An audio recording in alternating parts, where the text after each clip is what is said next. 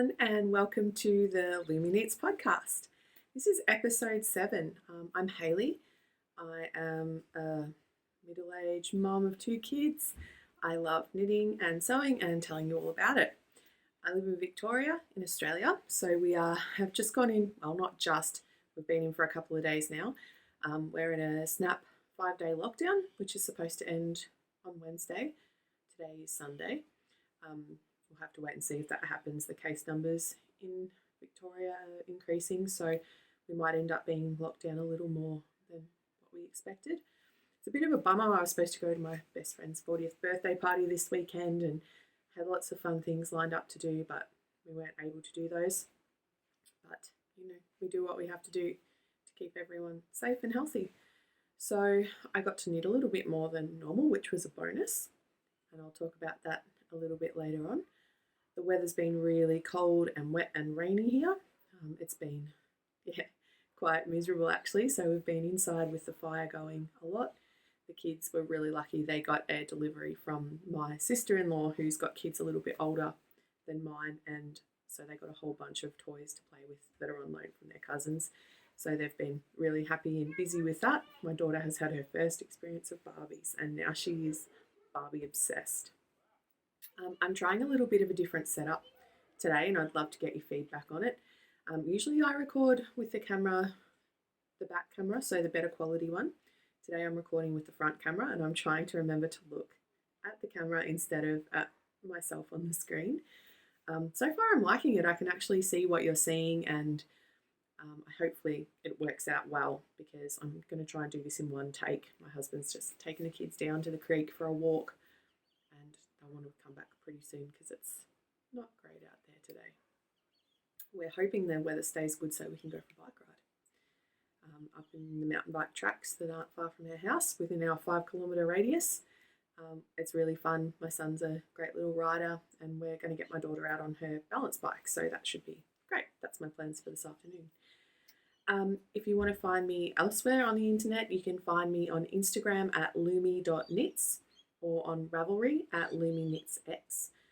I'm pretty good at keeping my Ravelry pages updated, and I post on Instagram pretty sporadically, but I think I put a couple of posts up this week, so if you want to check me out, you can check me out there. Thanks to everyone who liked and subscribed and commented on my last podcast.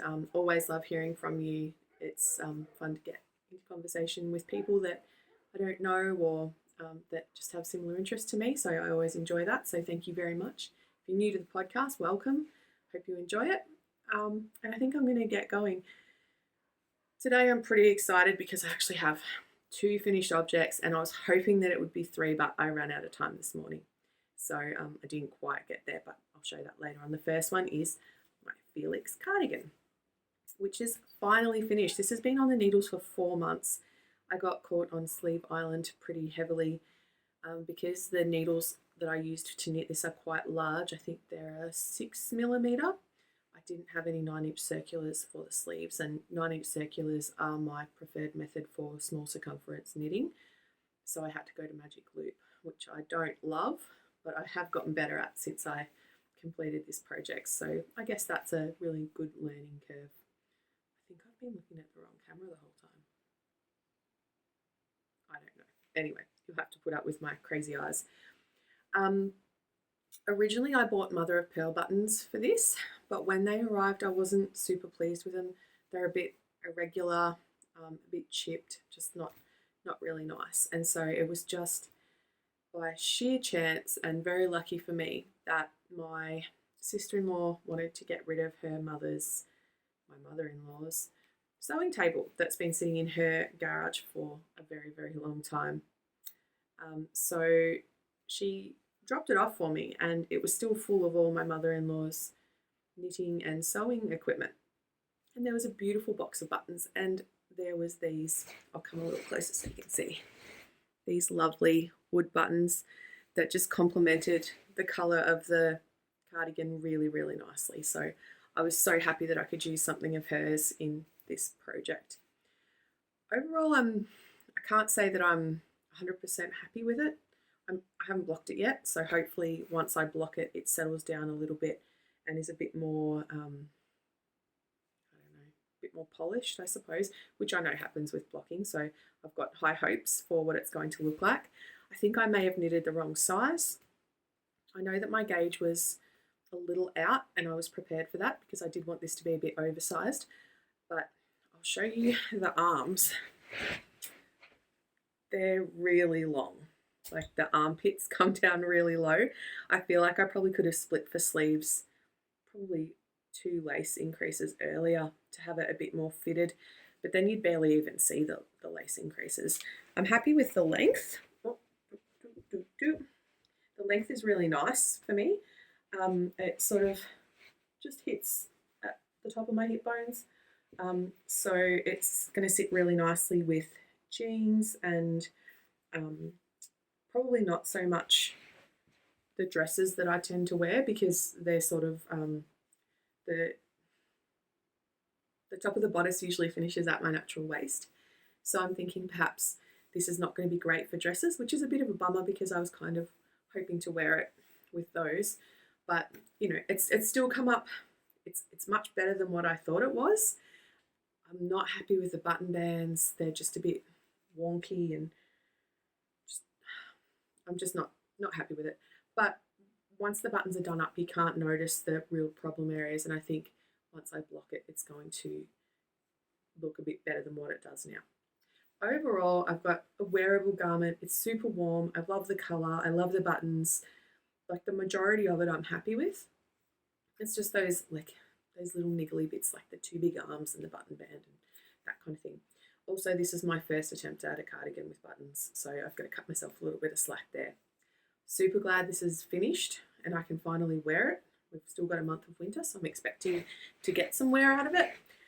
It's comfortable, it's warm, it's cozy, so I'm happy enough with that. I think that's all I need to say. Oh, I knit this on 12 ply, which is I think is Aran weight, Bendigo Woollen Mills rustic yarn, and I think I used almost 4 balls, and they're 200 gram balls, so it's probably about 700 grams of yarn, so it's quite a lot. But it is Aran, so it's a bit heavier than what I'm used to. I'm going to come a little closer. Sorry for all the jiggling around. I hope I'm not making anyone motion sick. The second thing that I've finished and I'm so happy with and so proud to show you, if you watched the previous episode, I was knitting the Venezia shawl for my best friend for her birthday. I ended up ditching that. There was a mistake and I thought, oh, I can deal with that mistake. It's not too bad. No one else will notice. And I kept knitting and I made another mistake. So I tried to rip it back and that just made it worse. And so in the end, I thought, I'm on a pretty tight time frame. I really want to get this done and I really want it to be beautiful. I think it's a great pattern, really well written, easy to follow. And I think if I wasn't on a time pinch, I would really love knitting it. But because I had to get it done in a certain period of time, I decided to frog it and do a Panorama stole by Kate Law Designs. I'll pop references to all these patterns in the show notes. I had started knitting this shawl before and I messed around with it and put some pom-poms in, bobbles in and that kind of thing, and it's a really enjoyable knit, very easy, very quick, just nice. And it's a simple stole. I think I said shawl before, but it's a stole, and it's lost my train of thought. It's a lovely little pattern is what I was getting at. So I'm going to show you the finished object. Even before it was blocked, I was happy with it. After it blocked, it just elevated it to something, probably one of my favourite knits to date. Ooh, big kookaburra just flew past. The phone's up against on the windowsill so I can see outside while I'm talking to you. So I knit this in Malabrigo sock. Can't remember the colourway. It's a sort of dusky purple. It's darker in real life than how it's coming up. And the eyelets really opened up after blocking. It got much longer after blocking. It was so long I couldn't fit it on my blocking mat, which is an old cot mattress. And it's just a very simple but very pretty stole. So I think it will look great sort of just wrapped around as a quick winter scarf, or even in summer. It's not going to be too heavy because it is a lighter yarn. It's a 4-ply or a fingering weight because it's a sock yarn, and it's just, yeah, I really love this. And if I didn't love my friend so much, I think I would probably keep it. But I really want to give this to her. Like I said, it's much darker. The colour is much darker than what it's coming up here. It's kind of like an inky purpley grey. And I chose this yarn for my friend because she loves space and looking up with her telescope, and it just reminded me of like a sort of night sky, I suppose. But yeah, super happy with this. I would definitely knit that pattern again, because I feel like if I'm going to gift knit, that's the pattern to do. Just, it's such an easy pattern, fun to knit, and it just comes up so beautifully. So that's the Panorama Style by Kate Law Designs. And they're my 2 finished objects. My works in progress are, well, they haven't really progressed because I was working pretty much exclusively on the Panorama, and then pretty much exclusively on this Felix cardigan, and then pretty much exclusively on the Leni hat by Isabell Kraemer. And I'm going to just show it to you. I'm knitting this in the Bendigo Woolen Mills Galaxy 8-ply, and this is the colourway Sage. Again, it's not really true to colour because of the light's coming in through the window and it's kind of washing it out a bit. But this is a beautiful tealy, darkish green, and this is what I intend on knitting my Lodestar sweater in. So this kookaburra is sitting up on the branch now. So this is going to be my swatch. There's enough of an area here once I block this to get my gauge, and I'll adjust from there for my Lodestar sweater. But I don't enjoy knitting gauge swatches at all. I don't like waste, and I feel as though it's a bit of a waste of those squares, especially if you're knitting it in the round and you have to cut the long floats that go behind when you knit the flat swatch in the round. So I've decided that from now on, if I'm going to swatch, I'm making hats. I'll make baby hats, I'll make adult hats. As long as there's a square of stockinette that I can measure, I'm going to make a hat as a swatch. So I'm really loving this. I think I did from about here to here in the last 24 hours because it's just been so fun. The fabric is beautiful that is knitting up. I'm knitting this on size 4 needles. It's very soft and squishy and drapey. This is a bamboo wool blend. I don't have the ball band here, but I don't know what the percentage is, but it's just coming up nice. It's got a little bit of a sheen to it, but not too shiny. And I think once it blocks, it will look really nice. The samples that are on the Ravelry page for this are in that's 2 strands, 1 mohair, and I really like the fuzzy look with the detail that's here. And I think if I knit this again for the hat rather than as a swatch, I would make sure I had some mohair in it, but I still think this is going to come up very nicely. This is the largest size and it's pretty huge. I don't know if it's going to fit, but if it doesn't fit me, I'm sure my husband will wear it. And an interesting thing with this is that it had a provisional cast on, which I haven't really done before. So the inside is ribbed. So you knit the rib first, and then you knit the stockinette band, and then you connect the top of the stockinette to the provisional cast on so that the rib's on the inside. And I think it looks really nice, and I think once it blocks, it will look much more polished because that's what blocking does. So I'm anticipating this will be finished probably today or tomorrow, and then I'll block it and probably cast on my Lodestar, which I can't wait to do. I'm really looking forward to that. My other works in progress haven't progressed. The Thunder and Lightning socks by Dawn Henderson are up on the shelf behind me, and the Samen shawl is also up on the shelf behind me, and we'll probably get to those. I feel I'm feeling really motivated to finish a lot of my whips now, just because of the satisfaction that I get. The big basket over there on the floor is my Penguono, and I feel like I'm probably going to have a crack at getting that finished before the end of winter too, because it would be great to be able to wear it this winter, but it's not going to be any good in summer. It's so thick and heavy and huge. But it would be nice to get it finished, so maybe I'll put my attention to that next. Who knows? In terms of sewing, nothing. I don't think my sewing machine has been on since I filmed my last episode. But the sewing table, which is here, is all set up and ready to go. And the pieces that I've cut out for my Otis overalls are hanging up on the laddery thing that's over there. And the fabric that I've cut out for my son's sage pants are also hanging up there. And they're just waiting for me to pay some attention to them. And it should happen soon. Although I'm going to have to make more masks because I'm running out of masks. So that's all my works in progress. And then I thought I might just have a general chat about my sewing table because I'm very happy with it. And I had a little bit of a yarn haul, which rarely happens to me. It was from an op shop or a thrift store, but it was pretty fantastic. And I got some really nice yarn that I'm planning on doing some scrappy projects with. So as I mentioned earlier, my mother-in-law, this was her sewing table. She passed away over 20 years ago. I only got to know her for about 6 months. So I'm really happy to have something of hers now. It's nice because it reminds me of her, and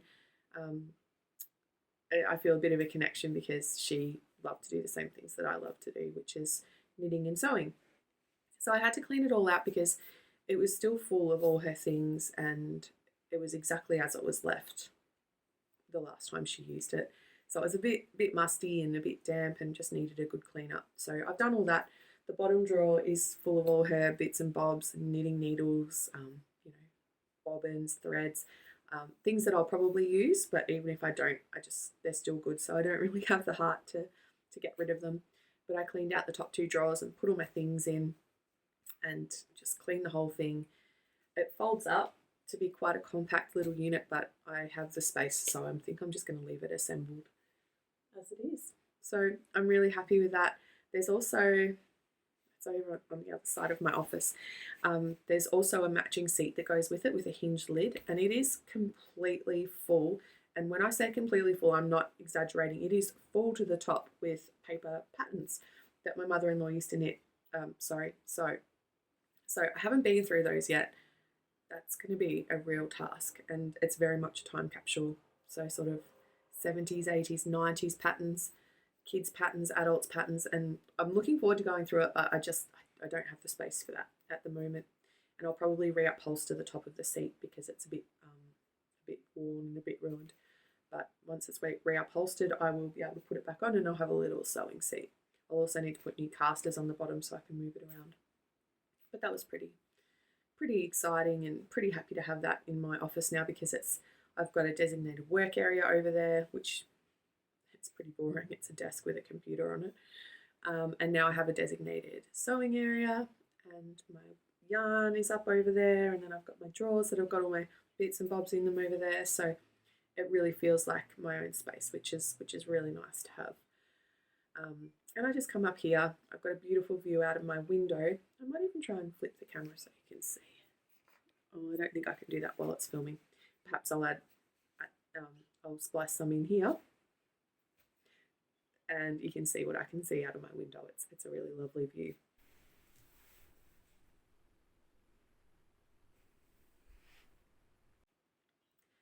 So there's that. Oh, I hope I'm not speaking too fast. I feel like I've got a million things to say and I'm on a very limited time frame before the children come back. Probably the little one probably has gone for a swim in the creek, even though it's about 3 degrees outside. And when I say swim, I mean she would have fallen in and my husband would have fished her out because if there's water, she'll fall in it. She just loves the water and gets a little bit too close. And the big one will probably crash his bike into a tree or something because he also does that a lot. Anyway, I better stop yammering about that and make the most of the time that I've got. The op shop yarn haul was a really interesting one because I went in there and I think someone had just donated it and they hadn't sorted it or anything like that. And it looked really interesting. There was some bits and pieces in there that I was really interested in, sort of vintagey collections of sock yarn and things like that. And I went, I asked how much they wanted for the bag, and they said $15. And I said, sounds good to me. So I walked out with probably half of a garbage bag. About that much. You can't tell how much that is.